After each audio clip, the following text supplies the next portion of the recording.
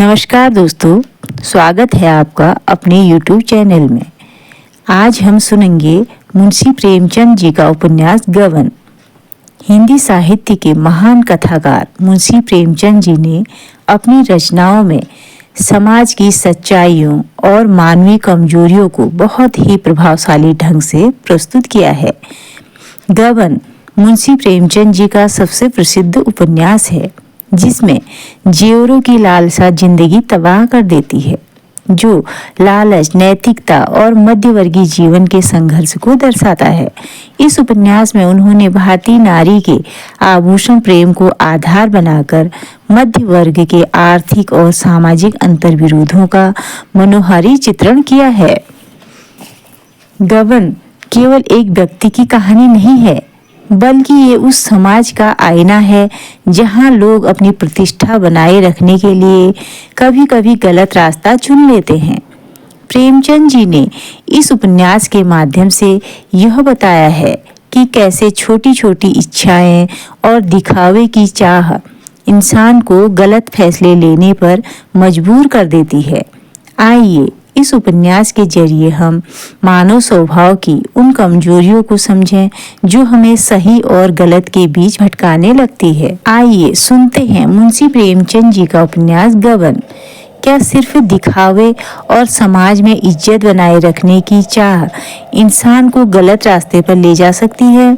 गबन की ये कहानी आपको एक ऐसे सफर पर ले जाएगी जहां एक छोटा सा फैसला जिंदगी को पूरी तरह बदल देता है और सच व झूठ के बीच की दूरी धीरे धीरे मिटने लगती है। बरसात के दिन है, सावन का महीना। आकाश में सुनहरी घटाएं छाई हुई हैं। रह रहकर रिमझिम वर्षा होने लगती है। अभी तीसरा पहर है, पर ऐसा मालूम हो रहा है शाम हो गई। आमों के बाग में झूला पड़ा हुआ है। लड़कियां भी झूल रही हैं और उनकी माताएं भी। दो चार झूल रही हैं, दो चार झूला रही हैं। कोई कजली गाने लगती है, कोई बारहमासा। इस ऋतु में महिलाओं की बाल स्मृतियां भी जाग उठती हैं। ये फुहारें मानो चिंताओं को हृदय से धो डालती है, मानो मुरझाए हुए मन को भी हरा कर देती है। सबके दिल उमंगों से भरे हुए हैं। धानी साड़ियों ने प्रकृति की हरियाली से नाता जोड़ा है। इसी समय एक बिसाती आकर झूले के पास खड़ा हो गया।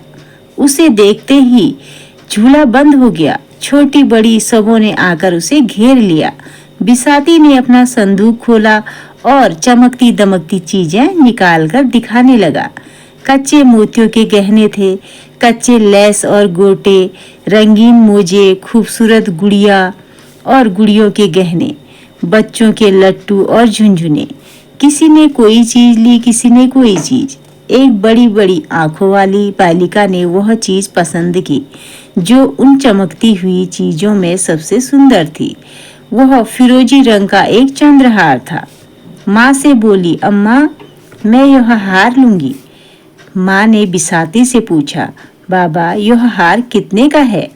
बिसाती ने हार को रुमाल से पोंछते हुए कहा, खरीद तो 20 आने की है मालकिन, जो चाहे दे दें।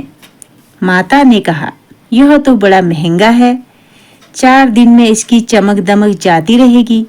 बिसाती ने मार्मिक भाव से सिर हिलाकर कहा, बहू जी 4 दिन में तो बिटिया को असली चंद्रहार मिल जाएगा। माता के हृदय पर इन सहृदयता से भरे हुए शब्दों ने चोट की। हार ले लिया गया। बालिका के आनंद की सीमा न थी। शायद हीरो के हार से भी उसे इतना आनंद न होता। उसे पहनकर वह सारे गांव में नाचती फिरी। उसके पास जो बाल संपत्ति थी उसमें सबसे मूल्यवान, सबसे प्रिय यही फिल्लोर का हार था। लड़की का नाम जालपा था, माता का मानकी। महाशय दीनदयाल प्रयाग के छोटे से गांव में रहते थे। वह किसान न थे पर खेती करते थे। वह जमींदार न थे पर जमींदारी करते थे। थानेदार न थे पर थानेदारी करते थे। वह थे जमींदार के मुख्तार। गांव पर उन्हीं की धाक थी। उनके पास 4 चपरासी थे, एक घोड़ा, कई गायें भैंसें। वेतन कुल 5 रुपये पाते थे, जो उनके तंबाकू के खर्च को भी काफी न होता था।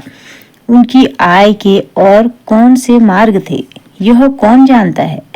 जालपा उन्हीं की लड़की थी। पहले उसके 3 भाई और थे, पर इस समय वह अकेली थी। उससे कोई पूछता तेरे भाई क्या हुए, तो वह बड़ी सरलता से कहती बड़ी दूर खेलने गए हैं, कहते हैं। मुख्तार साहब ने एक गरीब आदमी को इतना पिटवाया था कि वह मर गया था। उसके 3 वर्ष के अंदर तीनों लड़के जाते रहे। तब से बेचारे बहुत संभल कर चलते थे, फूंक फूंक कर पांव रखते थे, दूध के जले थे, छाछ भी फूंक फूंक कर पीते थे। माता और पिता के जीवन में और क्या अवलंब। दीनदयाल जब कभी प्रयाग जाते तो जालपा के लिए कोई न कोई आभूषण जरूर लाते। उनकी व्यावहारिक बुद्धि में यह विचार ही न आता था कि जालपा किसी और चीज से अधिक प्रसन्न हो सकती है। गुड़िया और खिलौने वह व्यर्थ समझते थे, इसीलिए जालपा आभूषणों से ही खेलती थी। यही उसके खिलौने थे। वह बिल्लौर का हार जो उसने विसाती से लिया था, अब उसका सबसे प्यारा खिलौना था। असली हार की अभिलाषा अभी उसके मन में उदय ही नहीं हुई थी। गांव में कोई उत्सव होता या कोई त्योहार पड़ता तो वह उसी हार को पहनती। कोई दूसरा गहना उसकी आंखों में जचता ही न था। एक दिन दीनदयाल लौटे तो मानकी के लिए एक चंद्रहार लाए। मानकी को यह साध बहुत दिनों से थी। यह हार पाकर वह मुग्ध हो गई। जालपा को अब अपना हार अच्छा न लगता। पिता से बोली, बाबूजी, मुझे भी ऐसा ही हार ला दीजिए। दीनदयाल ने मुस्कुराकर कहा, ला दूंगा बेटी। कब ला दीजिएगा? बहुत जल्द। बाप के शब्दों से जालपा का मन न भरा। उसने माता से जाकर कहा, अम्मा जी, मुझे भी अपना सा हार बनवा दो। माँ ने कहा, वह तो बहुत रुपयों में बनेगा बेटी। जालपा, तुमने अपने लिए बनवाया है, मेरे लिए क्यों नहीं बनवाती? माँ ने मुस्कुराकर कहा, तेरे लिए तेरी ससुराल से आएगा। यह हार 600 में बना था। इतने रुपए जमा कर लेना दीनदयाल के लिए आसान न था। ऐसे में कौन बड़े ओहदेदार थे। बरसों में कहीं यह हार बनने की नौबत आई। जीवन में फिर कभी इतने रुपए आएंगे, इसमें उन्हें संदेह था। जालपा लज्जा कर भाग गई, पर यह शब्द उसके हृदय में अंकित हो गए। ससुराल उसके लिए अब उतनी भयंकर न थी। ससुराल से चंद्रहार आएगा, वहां के लोग उसे माता पिता से अधिक प्यार करेंगे। तभी तो जो चीज ये लोग नहीं बनवा सकते वह वहां से आएगी। लेकिन ससुराल से न आए तो उसके सामने 3 लड़कियों के विवाह हो चुके थे। किसी की ससुराल से चंद्रहार न आया था। कहीं उसकी ससुराल से भी न आया तो उसने सोचा, तो क्या माताजी अपना हार मुझे दे देंगे? अवश्य दे देंगी। इस तरह हंसते खेलते 7 वर्ष कट गए और वह दिन भी आ गया जब उसकी चिर संचित अभिलाषा पूरी होगी। मुंशी दीनदयाल की जान पहचान के आदमियों में एक महाशय दयानाथ थे। बड़े ही सज्जन और सहृदय। कचहरी में नौकर थे और 50 रुपये वेतन पाते थे। दीनदयाल अदालत के कीड़े थे। दयानाथ को उनसे सैकड़ों ही बार काम पड़ चुका था। चाहते तो हजारों वसूल करते, पर कभी 1 पैसे के भी रवादार नहीं हुए थे। कुछ दीनदयाल के साथ ही उनका यह सलूक न था, यह उनका स्वभाव था। यह बात भी न थी कि वह बहुत ऊंचे आदर्श के आदमी हों, पर रिश्वत को हराम समझते थे। शायद इसलिए कि वह अपनी आंखों से इसके कुफल देख चुके थे। किसी को जेल जाते देखा था, किसी को संतान से हाथ धोते, किसी को कुव्यसनों के पंजे में फंसते। ऐसी उन्हें कोई मिसाल न मिलती थी जिसने रिश्वत लेकर चैन किया हो।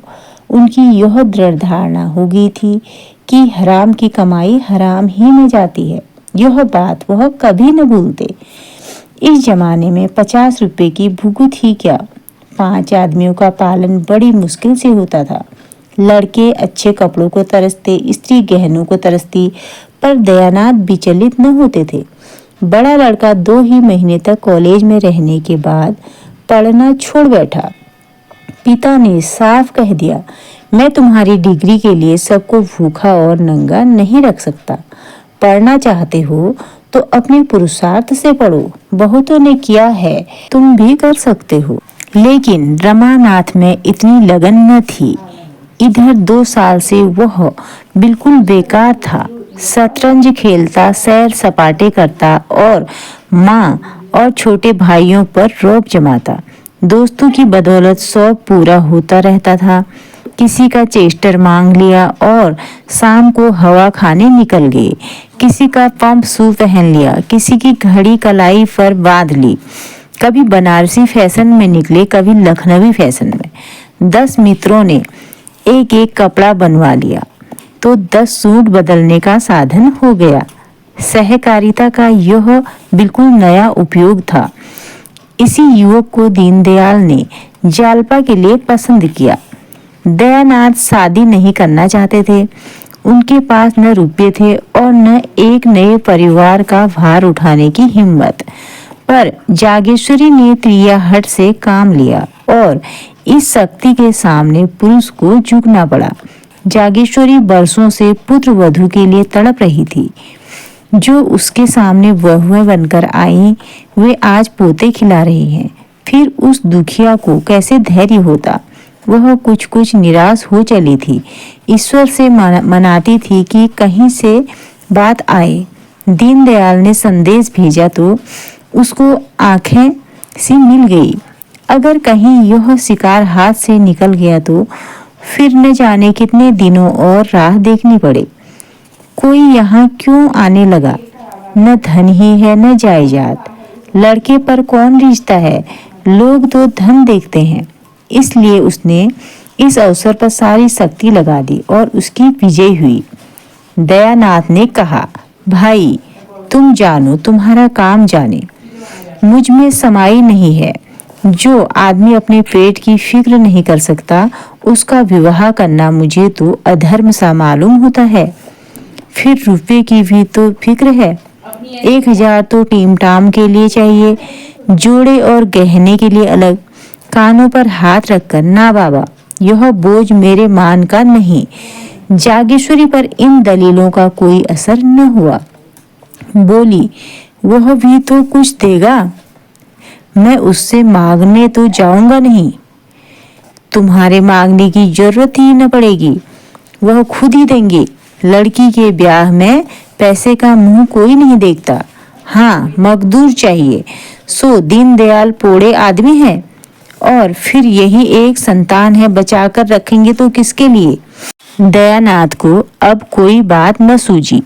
केवल यही कहा, वह चाहे लाख दे दे, चाहे एक न दे, मैं न कहूंगा कि दो, न कहूंगा कि मत दो। कर्ज मैं लेना नहीं चाहता, और लूं तो दूंगा किसके घर से? जागेश्वरी ने इस बाधा को मानो हवा में उड़ाकर कहा, मुझे तो विश्वास है कि वह टीके में 1000 से कम न देंगे। तुम्हारे टीम टाम के लिए इतना बहुत है। गहनों का प्रबंध किसी सर्राफ से कर लेना। टीके में 1000 देंगे तो क्या द्वार पर 1000 भी न देंगे? वही रुपए शराब को दे देना।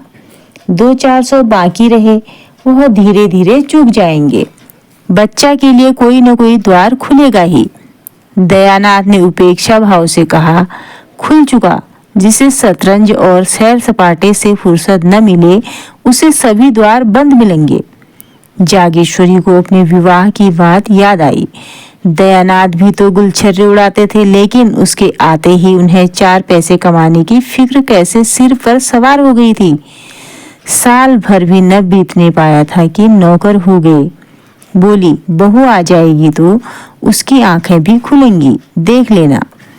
अपनी बात याद करो, जब तक गले में जुआ नहीं पड़ा है तभी तक यह कुलेले हैं। जुआ पड़ा और सारा नशा हिरन हुआ। निकम्मों को राह पर लाने का इससे बढ़कर और कोई उपाय ही नहीं। जब दयानाथ परास्त हो जाते थे तो अखबार पढ़ने लगते थे। अपनी हार को छिपाने का उनके पास यही साधन था। मुंशी दीनदयाल उन आदमियों में से थे जो सीधों के साथ सीधे होते हैं पर टेढ़ों के साथ टेढ़े ही नहीं, शैतान हो जाते हैं। दयानाथ बड़ा सा मुंह खोलते, हजारों की बातचीत करते और दीनदयाल उन्हें ऐसा चकमा देते कि वह उम्र भर याद करते। दयानाथ की सज्जनता ने उन्हें वशीभूत कर लिया। उनका विचार 1000 देने का था, पर 1000 टीके ही में दे आए। मानकी ने कहा, जब टीके में 1000 दिया तो इतना ही घर पर भी देना पड़ेगा, आएगा कहाँ से? दीनदयाल चिढ़कर बोले, भगवान मालिक है। जब उन लोगों ने उदारता दिखाई और लड़का मुझे सौंप दिया तो मैं भी दिखा देना चाहता हूँ कि हम भी शरीफ हैं और सील का मूल्य पहचानते हैं। अगर उन्होंने हेकड़ी जताई होती तो अलबत्ता उनकी खबर लेता। दीनदयाल 1000 तो दे आए, पर दयानाथ का बोझ हल्का करने के बदले और भारी कर दिया। वह कर्ज से कोसों भागते थे। इस शादी में उन्होंने मियाँ की जूती मियाँ की चाँद वाली नीति निभाने की ठानी थी, पर दीनदयाल की सहृदयता ने उनका संयम तोड़ दिया। वे सारे टीम टाम नाच तमाशे जिनकी कल्पना का उन्होंने गला घोंट दिया था, बृहद रूप धारण करके उनके सामने आ गए। बंधा हुआ घोड़ा थान से खुल गया, उसे कौन रोक सकता है? धूमधाम से विवाह करने की ठन गई। पहले जोड़े गहने को उन्होंने गौण समझ रखा था, अब वही सबसे मुख्य हो गया। ऐसा चढ़ाव हो कि मड़वे वाले देकर फड़क उठें, सबकी आंखें खुल जाएं। कोई 3000 का सामान बनवा डाला। शराब को 1000 नकद मिल गए। 1000 के लिए 1 सप्ताह का वादा हुआ तो उसने कोई आपत्ति न की। सोचा 2000 सीधे हुए जाते हैं, 500-700 रुपये रह जाएंगे। वह कहाँ जाते हैं? व्यापारी की लागत निकल आती है तो नफे को तत्काल पाने के लिए आग्रह नहीं करता। फिर भी चंद्रहार की कसर रह गई। जड़ाऊ चंद्रहार 1000 से नीचे अच्छा नहीं मिल सकता था। दयानाथ का जी तो लहराया कि लगे हाथ उसे भी ले लो, किसी को नाक सिकोड़ने की जगह तो न रहेगी। पर जागेश्वरी इस पर राजी न हुई। बाजी पलट चुकी थी। दयानाथ ने गर्म होकर कहा, तुम्हें क्या, तुम तो घर में बैठी रहोगी, मौत तो मेरी होगी जब उधर के लोग नाक भौं सिकोड़ने लगेंगे। जागेश्वरी, दोगे कहाँ से? कुछ सोचा है? दयानाथ, कम से कम 1000 तो वहां मिल ही जाएंगे। जागेश्वरी कह रही है, खून मुंह में लग गया क्या? दयानाथ ने शर्माकर कहा, नहीं नहीं, मगर आखिर वहां भी तो कुछ मिलेगा। जागेश्वरी कह रही है, वहां मिलेगा तो वहां खर्च भी होगा। नाम जोड़े गहने से नहीं होता, दान दक्षिणा से होता है। इस तरह चंद्रहार का प्रस्ताव रद्द हो गया। मगर दयानाथ दिखावे और नुमाइश को चाहे अनावश्यक समझे, रमानाथ उसे परम आवश्यक समझता था। बारात ऐसे धूम से जानी चाहिए कि गांव भर में शोर मच जाए। पहले दूल्हे के लिए पालकी का विचार था। रमानाथ ने मोटर पर जोर दिया। उसके मित्रों ने इसका अनुमोदन किया। प्रस्ताव स्वीकृत हो गया। दयानाथ एकांत प्रिय जीव थे, न किसी से मित्रता थी न किसी से मेलजोल। रमानाथ मिलनसार युवक था। उसके मित्र ही इस समय हर एक काम में अग्रसर हो रहे थे। वे जो काम करते दिल खोलकर। आतिशबाजियां बनवाई तो अव्वल दर्जे की, नाच ठीक किया तो अव्वल दर्जे का, बाजे गाजे भी अव्वल दर्जे के। दोयम या सोयम का वहां जिक्र ही न था। दयानाथ उसकी उच्छृंखलता देखकर चिंतित तो हो जाते थे, पर कुछ कह न सकते थे। क्या कहते? नाटक उस वक्त पास होता है जब रसिक समाज उसे पसंद कर लेता है। बारात का नाटक उस वक्त पास होता है जब राह चलते आदमी उसे पसंद कर लेते हैं। नाटक की परीक्षा 4-5 घंटे तक होती रहती है। बारात की परीक्षा के लिए केवल इतने ही मिनटों का समय होता है। सारी सजावट, सारी दौड़ धूप और तैयारी का निपटारा 5 मिनटों में हो जाता है। अगर सबके मुंह से वाह वाह निकल गया तो तमाशा पास नहीं फेल। रुपया, मेहनत, फिक्र सब अकारत। दयानाथ का तमाशा पास हो गया। शहर में वह तीसरे दर्जे में आता, गांव में अव्वल दर्जे में आया। कोई बाजों की धों धों पों पों सुनकर मस्त हो रहा था, कोई मोटर को आंखें फाड़ फाड़ कर देख रहा था। कुछ लोग फुलवारियों के तख्त देखकर लोट लोट जाते थे। आतिशबाजी ही मनोरंजन का केंद्र थी। हवाइयां जब सन्न से ऊपर जाती और आकाश में लाल, हरे, नीले, पीले कुमकुमे से बिखर जाते, जब चरखियां छूटती और उनमें नाचते हुए मोर निकल आते, तो लोग मंत्र मुग्ध से हो जाते थे। वाह, क्या कारीगरी है! जालपा के लिए इन चीजों में लेस मात्र भी आकर्षण न था। हाँ, वह वर को एक आंख देखना चाहती थी, वह भी सबसे छिपाकर। पर उस भीड़ भाड़ में ऐसा अवसर कहाँ। द्वारचार के समय उसकी सखियां उसे छत पर खींच ले गई और उसने रमानाथ को देखा। उसका सारा विराग, सारी उदासीनता, सारी मनोव्यथा मानो छूमंतर हो गई। मुंह पर हर्ष की लालिमा छा गई। अनुराग स्फूर्ति का भंडार है। द्वारचार के बाद बारात जनवासे चली गई। भोजन की तैयारियां होने लगी। किसी ने पूरियां खाई, किसी ने उपलों पर खिचड़ी पकाई। देहात के तमाशा देखने वालों के मनोरंजन के लिए नाच गाना होने लगा। 10 बजे सहसा फिर बाजे बजने लगे। मालूम हुआ कि चढ़ाव आ रहा है। बारात में हर एक रस्म डंके की चोट अदा होती है।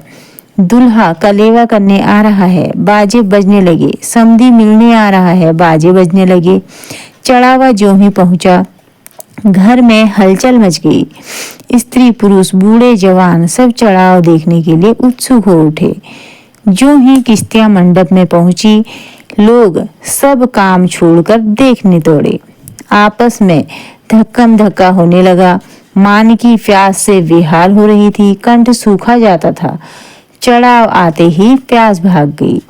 दीनदयाल मारे भूख प्यास के निर्जीव से पड़े थे। यह समाचार सुनते ही सचेत होकर दौड़े। मान की एक एक चीज को निकाल निकाल कर देखने और दिखाने लगी। वहां सभी इस कला के विशेषज्ञ थे। मर्दों ने गहने बनवाए थे और औरतों ने पहने थे। सभी आलोचना करने लगे। चूहेदंती कितनी सुंदर है, कोई 10 तोले की होगी। वाह, 11.5 तोले से रत्ती भर भी कम न निकल जाए तो कुछ हार जाऊं।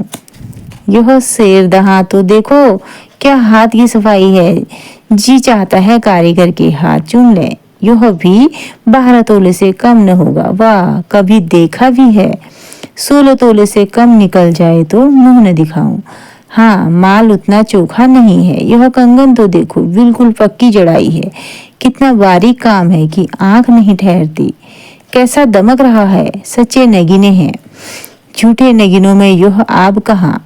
चीज तो यह बलूबंद है। कितने खूबसूरत फूल हैं और उनके बीच के हीरे कैसे चमक रहे हैं। किसी बंगाली सुनार ने बनाया होगा। क्या बंगालियों ने कारीगरी का ठेका ले लिया है। हमारे देश में एक से एक कारीगर पड़े हुए हैं। बंगाली सुनार बेचारे उनकी क्या बराबरी करेंगे। इसी तरह एक एक चीज की आलोचना होती रही। सहसा किसी ने कहा, चंद्रहार नहीं है क्या। मानकी ने रोनी सूरत बनाकर कहा, नहीं, चंद्रहार नहीं आया। एक महिला बोली, अरे चंद्रहार नहीं आया। दीनदयाल ने गंभीर भाव से कहा, और सभी चीजें तो हैं, एक चंद्रहार ही तो नहीं है। उसी महिला ने मुंह बनाकर कहा, चंद्रहार की बात ही और है। मानकी ने चढ़ाव को सामने से हटाकर कहा, बेचारी के भाग में चंद्रहार लिखा ही नहीं है।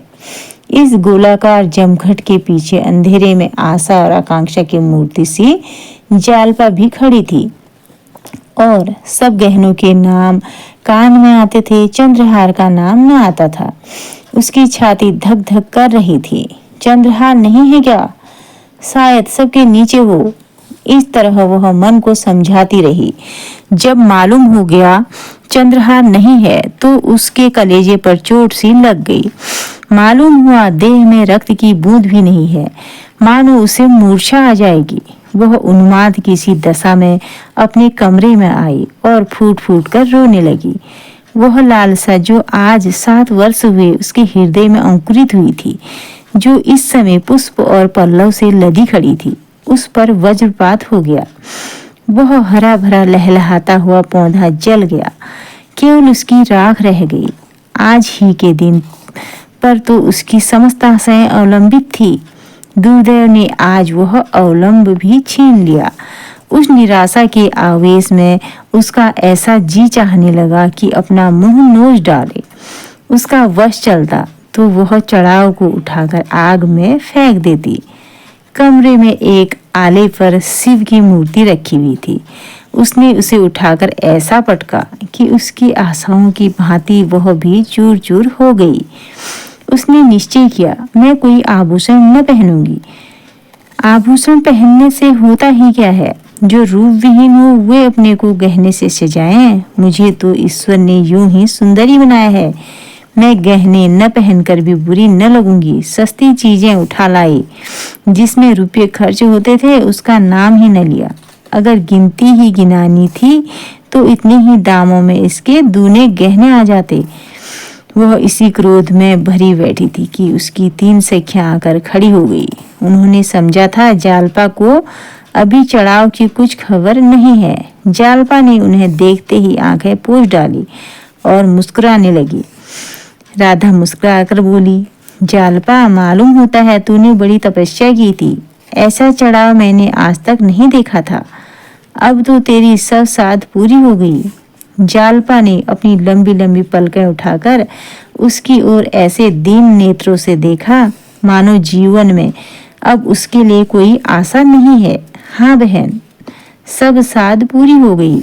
इन शब्दों में कितनी अपार मर्मांतक वेदना भरी हुई थी, इसका अनुमान तीनों युवतियों में कोई भी न कर सकी। तीनों कौतूहल से उसकी ओर ताकने लगी, मानो उसका आशय उनकी समझ में न आया हो।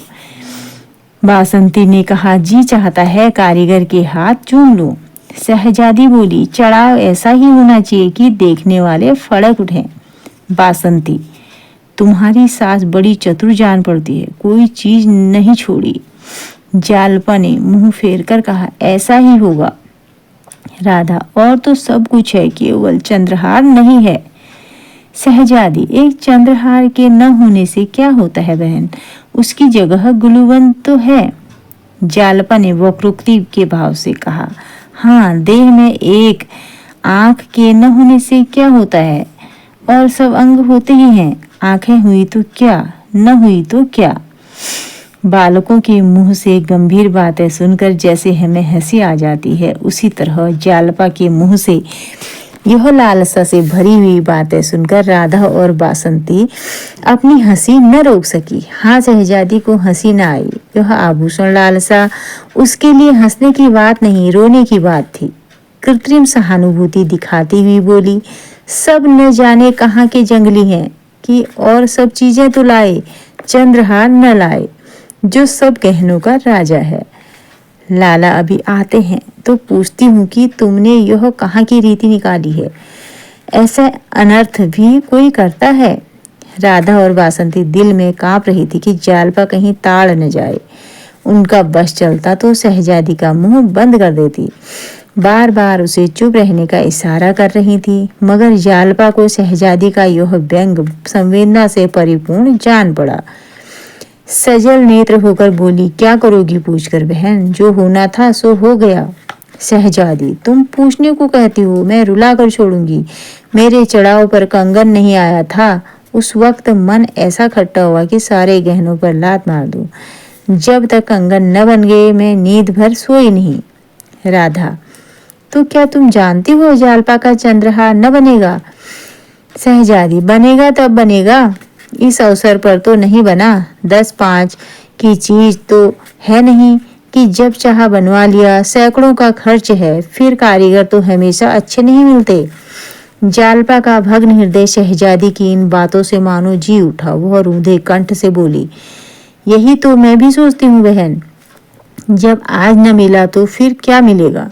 राधा और बासंती मन ही मन शहजादी को कोस रही थी और थप्पड़ दिखा दिखा कर धमका रही थी, पर शहजादी को इस वक्त तमाशे का मजा आ रहा था। बोली, नहीं, यह बात नहीं है जल्दी। आग्रह करने से सब कुछ हो सकता है।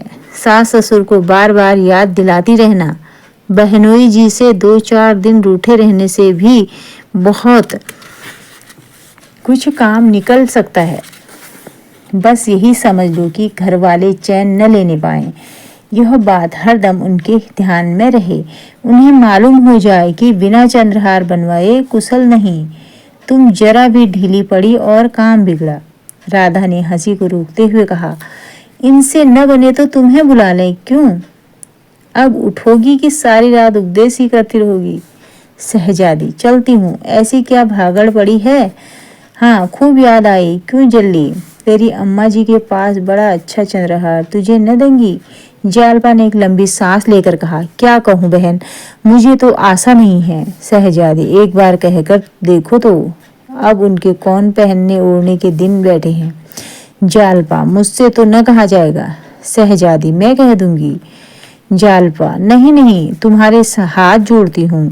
मैं जरा उनके मातृ स्नेह की परीक्षा लेना चाहती हूँ। वासंती ने शहजादी का हाथ पकड़कर कहा, अब उठेगी भी कि यहाँ सारी रात उपदेश ही देती रहेगी?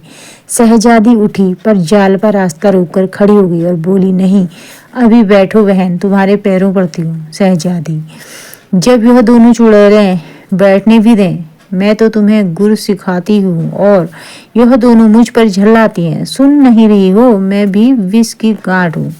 बासंती कह रही है, विष की गांठ तो है ही।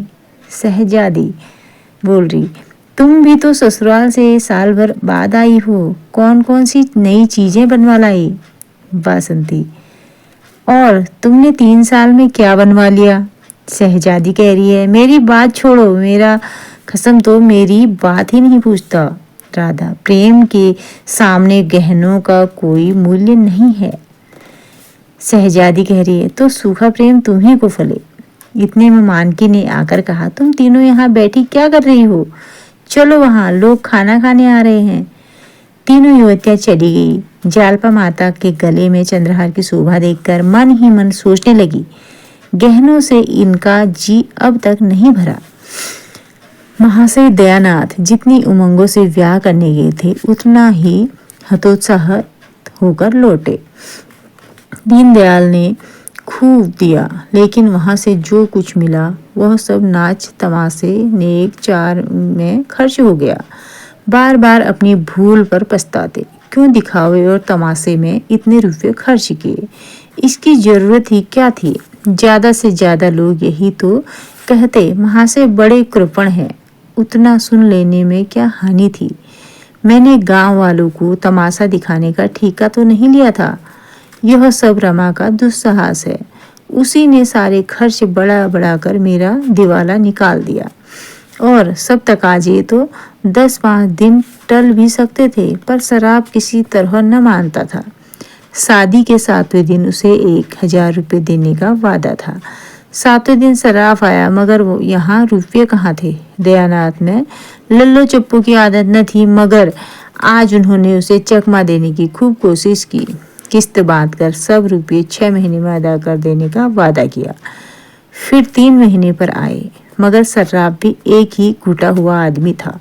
उसी वक्त टला जब दयानाथ ने तीसरे दिन बाकी रकम की चीजें लौटा देने का वादा किया, और यह भी उसकी सज्जनता ही थी। वह तीसरा दिन भी आ गया, और अब दयानाथ को अपनी लाज रखने का कोई उपाय न सूझता था। कोई चलता हुआ आदमी शायद इतना व्यग्र न होता। हीले हवाले करके महाजन को महीनों टालता रहता, लेकिन दयानाथ इस मामले में अनाड़ी थे।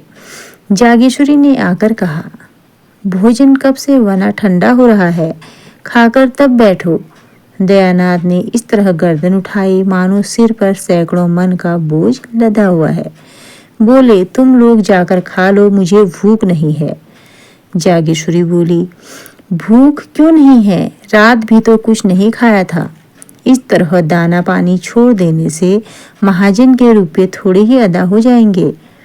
दयानाथ कहता है, मैं सोचता हूँ उसे आज क्या जवाब दूंगा। मैं तो यह विवाह करके बुरा फंस गया। बहू कुछ गहने लौटा तो देगी? जागेश्वरी कहती है, बहू का हाल तो सुन चुके, फिर भी उससे ऐसी आशा रखते हो? उसकी टेक है कि जब तक चंद्रहार न बन जाएगा कोई गहना ही न पहनूंगी। सारे गहने संदूक में बंद कर रखे हैं, बस वही एक बिल्लोरी हार गले में डाले हुए है।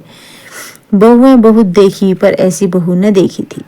फिर कितना बुरा मालूम होता है कि कल की आई बहू उससे गहने छीन लिए जाएं।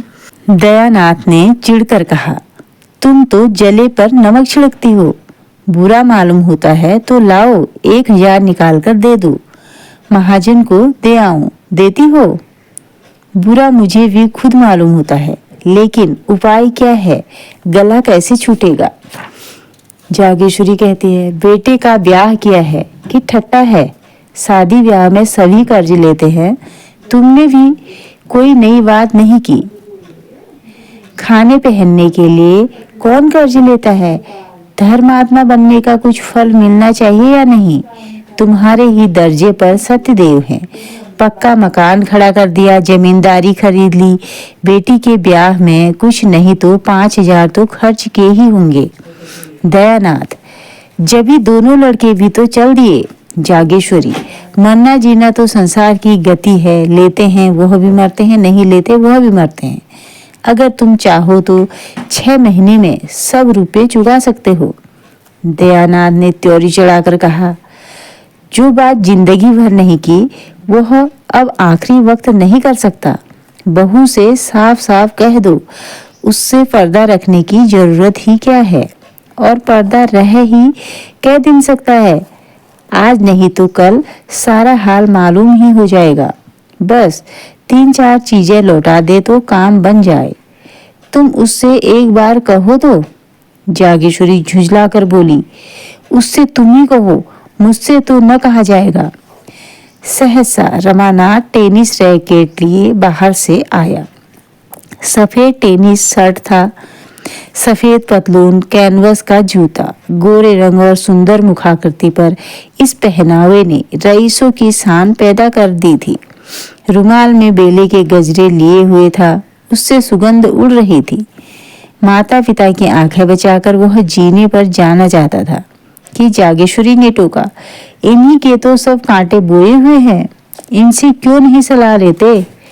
रमा से, तुमने नाच तमाशे में 1200-1300 रुपये उड़ा दिए, बतलाओ शराब को क्या जवाब दिया जाए? बड़ी मुश्किलों से कुछ गहने लौटाने पर राजी हुआ, मगर बहू से गहने मांगे कौन? यह सब तुम्हारी ही करतूत है। रमानाथ ने इस आक्षेप को अपने ऊपर से हटाते हुए कहा, मैंने क्या खर्च किया? जो कुछ किया बाबूजी ने किया। हाँ, जो कुछ मुझसे कहा गया वह मैंने किया। रमानाथ के कथन में बहुत कुछ सत्य था। यदि दयानाथ की इच्छा न होती तो रमा क्या कर सकता था? जो कुछ हुआ उन्हीं की अनुमति से हुआ। रमानाथ पर इल्जाम रखने से तो कोई समस्या हल न हो सकती थी। बोले, मैं तुम्हें इल्जाम नहीं देता भाई, किया तो मैंने ही, मगर यह बला तो किसी तरह सिर से टालनी चाहिए। शराब का तकाजा है, कल उसका आदमी आएगा, उसे क्या जवाब दिया जाएगा? मेरी समझ में तो यही एक उपाय है कि उतने रुपए के गहने उसे लौटा दिए जाएं। गहने लौटा देने में भी वह झंझट करेगा, लेकिन 10-20 रुपए के लोभ में लौटाने पर राजी हो जाएगा। तुम्हारी क्या सलाह है? रमानाथ ने शर्माते हुए कहा, मैं इस विषय में क्या सलाह दे सकता हूँ, मगर मैं इतना कह सकता हूँ कि इस प्रस्ताव को वह खुशी से मंजूर न करेगी। अम्मा तो जानती है कि चढ़ावे में चंद्रहार न जाने से उसे कितना बुरा लगा था। प्रण कर लिया है, जब तक चंद्रहार न बन जाएगा कोई गहना न पहनूंगी। जागेश्वरी ने अपने पक्ष का समर्थन होते देख खुश होकर कहा, यही तो मैं इनसे कह रही हूँ। रमानाथ बोला, रोना धोना मच जाएगा और इसके साथ घर का पर्दा भी खुल जाएगा। दयानाथ ने माथा सिकोड़कर कहा, उससे पर्दा रखने की जरूरत ही क्या? अपनी यथार्थ स्थिति को वह जितनी ही जल्दी समझ ले उतना ही अच्छा। रमानाथ ने जवानों के स्वभाव के अनुसार जालपा से खूब जीत उड़ाई थी, खूब बढ़ बढ़ कर बातें की थी। जमींदारी है, उससे कई हजार का नफा है, बैंक में रुपये हैं, उनका सूद आता है। जालपा से अब अगर गहने की बात कही गई तो रमानाथ को वह पूरा लबाड़िया समझेगी। बोला, पर्दा तो एक दिन खुल ही जाएगा, पर इतनी जल्दी खोल देने का नतीजा यही होगा कि वह हमें नीच समझने लगेगी। शायद अपने घर वालों को भी लिख भेजे, चारों तरफ बदनामी होगी। दयानाथ कह रहे हैं, हमने तो दीनदयाल से यह कभी न कहा था कि हम लखपति हैं। रमानाथ कह रहा है, तो आपने यही कब कहा था कि हम उधार गहने लाए हैं और 2-4 दिन में लौटा देंगे। आखिर यह सारा स्वांग अपनी धाक बैठाने के लिए ही किया था या कुछ और। दयानाथ, तो फिर किसी दूसरे बहाने से मांगना पड़ेगा, बिना मांगे काम नहीं चल सकता। कल या तो रुपए देने पड़ेंगे या गहने लौटाने पड़ेंगे, और कोई राह नहीं। रमानाथ ने कोई जवाब न दिया। जागेश्वरी बोली, और कौन सा बहाना किया जाएगा? अगर कहा जाए किसी को मंगनी देना है तो शायद वह देगी नहीं, देगी भी तो 2-4 दिन में लौटाएंगे कैसे? दयानाथ को एक उपाय सूझा। बोले, अगर उन गहनों के बदले मुलम्मे के गहने दे दिए जाएं, मगर तुरंत ही उन्हें ज्ञात हो गया कि वह लचर बात है, खुद ही उसका विरोध करते हुए कहा, हाँ, बाद मुलम्मा उड़ जाएगा तो फिर लज्जित होना पड़ेगा। अक्ल कुछ काम नहीं करती। मुझे तो यही सूझता है यह सारी स्थिति उसे समझा दी जाए। जरा देर के लिए उसे दुख तो जरूर होगा, लेकिन आगे के वास्ते रास्ता साफ हो जाएगा। संभव था, जैसा दयानाथ का विचार था, कि जालपा रो धोकर शांत हो जाएगी, पर रमा की इसमें किरकिरी होती थी। फिर वह मुंह न दिखा सकेगा। जब वह उससे कहेगी, तुम्हारी जमींदारी क्या हुई, बैंक के रुपए क्या हुए, तो उसे क्या जवाब देगा? विरक्त भाव से बोला, इसमें बेइज्जती के सिवा और कुछ न होगा। आप क्या शराब को 2-4-6 महीने नहीं डाल सकते?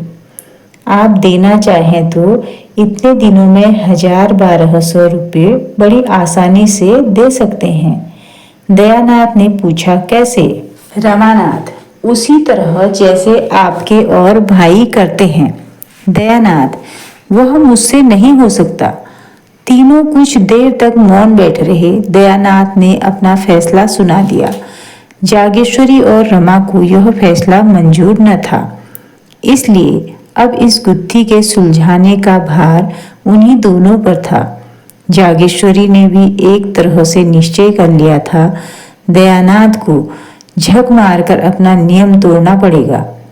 यह कहाँ की नीति है कि हमारे ऊपर संकट पड़ा हुआ हो और हम अपने नियमों का राग अलापे जाए। रमानाथ बुरी तरह फंसा था। वह खूब जानता था कि पिताजी ने जो काम कभी नहीं किया वह आज न करेंगे। उन्हें जालपा से गहने मांगने में कोई संकोच न होगा, और यही वह न चाहता था। वह पछता रहा था कि मैंने क्यों जालपा से डींगे मारी। अब अपने मुंह की लाली रखने का सारा भार उसी पर था। जालपा की अनुपम छवि ने पहले ही दिन उस पर मोहिनी डाल दी थी। वह अपने सौभाग्य पर फूला न समाता था। क्या यह घर ऐसी अनन्य सुंदरी के योग्य था? जालपा के पिता 5 रुपए के नौकर थे, पर जालपा ने कभी अपने घर में झाड़ू न लगाई थी, कभी अपनी धोती न छांटी थी, अपना बिछावन न बिछाया था। दयानाथ 50 रुपए पाते थे, पर यहाँ केवल चौका वासन करने के लिए मेहरी थी। बाकी सारा काम अपने ही हाथों करना पड़ता था। जालपा शहर और देहात का फर्क क्या जाने। शहर में रहने का उसे कभी अवसर ही न पड़ा था। वह कई बार पति और सास से आश्चर्य से पूछ चुकी थी, क्या यहाँ कोई नौकर नहीं है? जालपा के घर दूध, दही, घी की कमी नहीं थी। यहाँ बच्चों को भी दूध मैसर न था। इन सारे अभावों की पूर्ति के लिए रमानाथ के पास मीठी मीठी बड़ी बड़ी बातों के सिवा और क्या था। घर का किराया 5 रुपये था। रमानाथ ने 15 बतलाए थे। लड़कों की शिक्षा का खर्च मुश्किल से 10 रुपये था। रमानाथ ने 40 बतलाए थे। उस समय उसे इसकी जरा भी शंका न थी कि एक दिन सारा भंडा फूट जाएगा। मिथ्या दूरदर्शी नहीं होता, लेकिन वह दिन इतनी जल्दी आएगा यह कौन जानता था। अगर उसने ये डींगे न मारी होती तो जागेश्वरी की तरह वह भी सारा भार दयानाथ पर छोड़कर निश्चिंत हो जाता। लेकिन इस वक्त वह अपने ही बनाए हुए जाल में फंस गया था। कैसे निकले?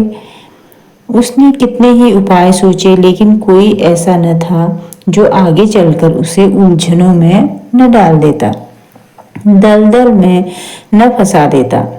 एकाएक उसे एक चाल सूझी। उसका दिल उछल पड़ा, पर इस बात को वह मुंह तक न ला सका। ओ कितनी नीचता है, कितना कपट, कितनी निर्दयता। अपनी प्रेयसी के साथ ऐसी धूर्तता। उसके मन ने उसे धिक्कारा। अगर इस वक्त उसे कोई 1000 रुपया दे देता तो वह उसका उम्र भर के लिए गुलाम हो जाता। दयानाथ ने पूछा, कोई बात सूझी? मुझे तो कुछ नहीं सूझता, कोई उपाय सोचना ही पड़ेगा। आप ही सोचिए, मुझे तो कुछ नहीं सूझता। क्यों नहीं उससे 2-3 गहने मांग लेते? तुम चाहो तो ले सकते हो, हमारे लिए मुश्किल है। मुझे शर्म आती है। तुम विचित्र आदमी हो, न खुद मांगोगे न मुझे मांगने दोगे, तो आखिर यह नाव कैसे चलेगी? मैं एक बार नहीं 1000 बार कह चुका कि मुझसे कोई आशा मत रखो। मैं अपने आखिरी दिन जेल में नहीं काट सकता। इसमें शर्म की क्या बात है? मेरी समझ में नहीं आता किसके जीवन में ऐसे कोई अवसर नहीं आते। तुम ही अपनी माँ से पूछो। जागेश्वरी ने अनुमोदन किया। मुझसे तो नहीं देखा जाता था कि अपना आदमी चिंता में पड़ा रहे। मैं अपने गहने पहने बैठी रहूं, नहीं तो आज मेरे पास भी गहने न होते। एक एक करके सब निकल गए। विवाह में 5000 से कम का चढ़ाव नहीं गया था, मगर 5 ही साल में सब स्वाहा हो गया। तब से एक छल्ला बनवाना भी नसीब न हुआ। दयानाथ जोर देकर बोले, शर्म करने का यह अवसर नहीं है, इन्हें मांगना पड़ेगा। रमानाथ ने झेंपते हुए कहा, मैं मांग तो नहीं सकता, कहिए उठा लाऊं? यह कहते कहते लज्जा, शोभ और अपनी नीचता के ज्ञान से उसकी आंखें सजल हो गई। दयानाथ ने भौचक्के होकर कहा, उठा लाओगे उससे छिपाकर? रमानाथ ने तीव्र कंठ से कहा, और आप क्या समझ रहे हैं? दयानाथ ने माथे पर हाथ रख लिया और एक क्षण के बाद आहत कंठ से बोले, नहीं, मैं ऐसा न करने दूंगा। मैंने छल कभी नहीं किया और न कभी करूंगा, वह भी अपनी बहू के साथ। छी छी, जो काम सीधे से चल सकता है उसके लिए यह फरेब। कहीं उसकी निगाह पड़ गई तो समझते हो वह तुम्हें दिल में क्या समझेगी? मांग लेना इससे कहीं अच्छा है। रमानाथ कह रहे हैं, आपको इससे क्या मतलब? मुझसे चीजें ले लीजिएगा, मगर जब आप जानते थे यह नौबत आएगी तो इतने जेवर ले जाने की जरूरत ही क्या थी? व्यर्थ की विपत्ति मोल ले ली।